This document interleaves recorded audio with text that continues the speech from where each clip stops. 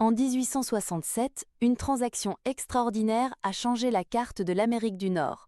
La Russie a vendu aux États-Unis d'Amérique le territoire de l'Alaska pour 7,2 millions de dollars.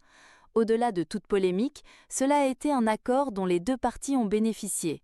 La soi-disant Amérique russe a commencé à prendre forme bien avant l'année 1867.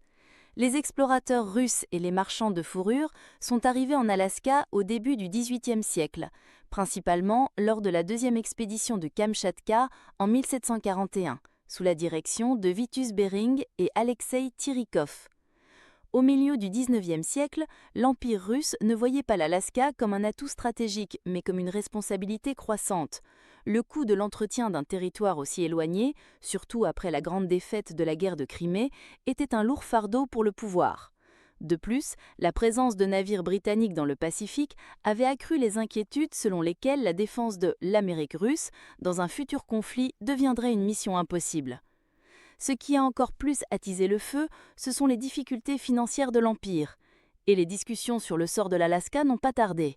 Au milieu des années 1860, l'urgence financière et les prévisions stratégiques ont conduit à cette conclusion.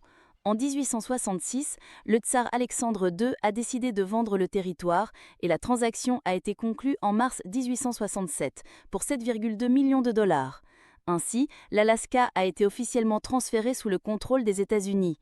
En Russie, les gens ont des émotions mitigées. Certains critiquent la vente en la qualifiant de honteuse.